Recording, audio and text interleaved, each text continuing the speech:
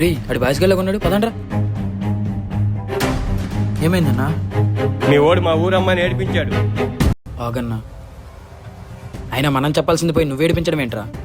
బావా అది నోర్మై. సారీ అన్న, ఇంకోసారి ఇది రిపీట్ అవ్వదు, మరి ఎప్పుడు చేయడు.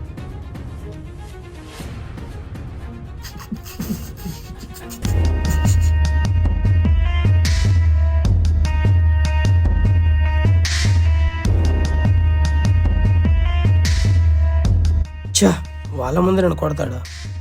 ఆ పరువంతా పోయింది.